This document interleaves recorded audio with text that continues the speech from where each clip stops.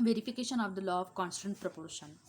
तर विद्यार्थ्यांनो, laws of chemical combination from the topic measurement of matter आपला सुरू आहे. तर या ठिकाणी verification of law of constant proportion आपण अभ्यासतो. जो लॉ ऑफ कॉन्स्टंट प्रपोर्शन हा लॉ जो आहे सगळ्यात पहिले जेल प्रूस्ट या शास्त्रज्ञांनी दिलेला होता. According to the law of constant proportion, if we take the different samples of the compound, then the constituent एलिमेंट्सचं जे काही रेशो आहे बाय दिअर वेट, त्यांचं जे वजनी प्रमाणाचं जे रेशो आहे तो प्रत्येक सॅम्पलमध्ये कॉन्स्टंट असतो, प्रत्येक सॅम्पलमध्ये सेम असतो.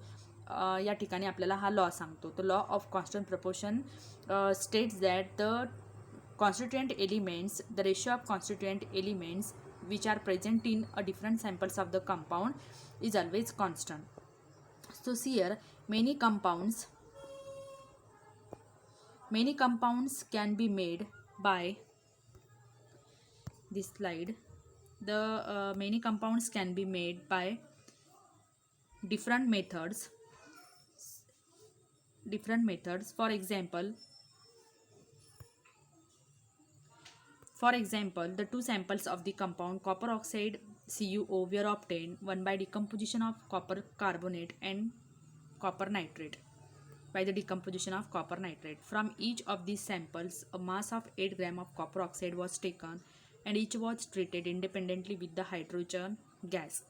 Both gave 6.4 gram copper and 1.8 gram of water. Let us see how this is a verification of the law of constant proportion. तर या ठिकाणी लक्ष द्या की कॉपर कार्बोनेट आणि त्याचबरोबर कॉपर नायट्रेट या दोन कंपाऊंडपासून आपल्याला एक कॉपर ऑक्साईड आणि त्याचबरोबर वॉटर हे दोन डिकम्पोजिशन रिॲक्शनमध्ये दोन कंपाऊंड मिळतात. तर यापैकी आपण कॉपर ऑक्साईड घेतोय. किती कॉपर ऑक्साईड घेतो? 8 ग्रॅम ऑफ कॉपर ऑक्साईड आपण या दोन्हीही कंपाऊंडच्या डिकम्पोजिशनपासून जे दोन प्रोडक्ट मिळतात आपल्याला कॉपर ऑक्साईड अँड वॉटर, त्यापैकी कॉपर ऑक्साईड घेतोय 8 ग्रॅम. आता या ठिकाणी 8 ग्रॅम कॉपर ऑक्साईडला आपण घेतलं आणि हा जो 8 ग्रॅम कॉपर ऑक्साईड आहे जे टू डिफरंट सॅम्पल्स आपल्याला मिळाले, या कॉपर ऑक्साईडचं रिॲक्शन आपण हायड्रोजन गॅससोबत करतोय. त्यापासून आपल्याला कॉपर प्लस वॉटर मिळते परत, आणि हे कॉपर किती 6.4 ग्रॅम कॉपर मिळतं आणि वॉटर 1.8 ग्रॅम मिळतो. So here we have to verify the law of constant proportion. The reaction of copper oxide with the hydrogen yielded two known substances, namely water and element copper. It is known that in the compound water, element hydrogen and oxygen are present in the proportion 1:8 by weight.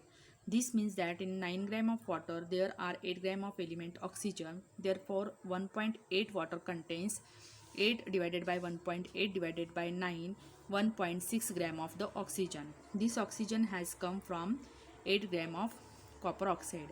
आता या ठिकाणी 8 gram of copper ऑक्साईडचं जर आपण reaction हायड्रोजनसोबत केलं तर आपल्याला water आणि त्याचबरोबर कॉपर एलिमेंट हा सेपरेट मिळतो आहे. तर या ठिकाणी आपल्याला असं लक्षात येतं की हा जो कॉपर आहे, ॲक्च्युली या ठिकाणी काय सांगितलं की 9 ग्रॅम ऑफ वॉटरमध्ये, जो 9 ग्रॅम वॉटर असतो या वॉटरमध्ये हायड्रोजन आणि ऑक्सिजनचं वजनी प्रमाण हे 1:7 एवढं असतं, 1:8 असतं. म्हणजे 9 gram of water contains the 8 gram of oxygen. मग जे वॉटर मिळते आपल्याला कॉपर ऑक्साईडचं हायड्रोजनसोबत रिॲक्शन केल्यानंतर, तर यावेळेस 1.8 ग्रॅम ऑफ वॉटर जे मिळतं, तर 1.8 ग्रॅम ऑफ वॉटरमध्ये ऑक्सिजनचं प्रमाण किती आहे ते आपल्याला काढायचे. ते या ठिकाणी दिलेले 1.6 gram of oxygen we get. This oxygen has comes from 8 gram of copper oxide. It means that 8 gram of both the samples of copper oxide contain 6.4 gram of copper and 1.6 gram of oxygen.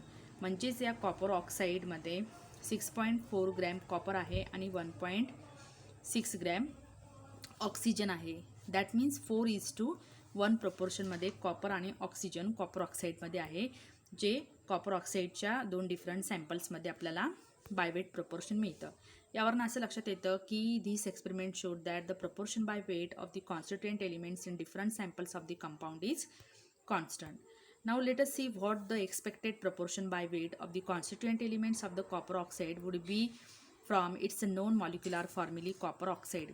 तर copper ऑक्साईडच्या molecular फॉर्म्युलामधनं आपल्याला constituent एलिमेंट्सचं by weight proportion काढायचं असेल, To find out this, we need to use the known atomic masses of the elements. आपल्याला त्या एलिमेंट्सचे atomic masses माहिती असणं आवश्यक आहे. So in case of copper oxide, the atomic mass of copper is 63.5 and atomic weight of oxygen is 16. If we take the proportion, जर आपण ratio काढला तर रेशो आपल्याला 3.968:1 या पद्धतीने मिळतो. That means it is approximately 4:1. तर 4:1 या प्रपोर्शनमध्ये कॉपर ऑक्साईडमध्ये कॉपर आणि ऑक्सिजन प्रेझेंट असतात. जे प्रिव्हियसली एक्सपेरिमेंटमध्ये जे डिफरंट सॅम्पल्समध्ये आपण पाहतोय की कॉपर ऑक्साईड जो मिळाला त्यामध्ये कॉपर आणि ऑक्सिजनचं 4:1 प्रपोर्शन असलेलं दिसून आलं. The experimental value of proportion by weight of the constituent elements matched with the expected proportion calculated from the molecular formula. Thus, the law of constant proportion is verified.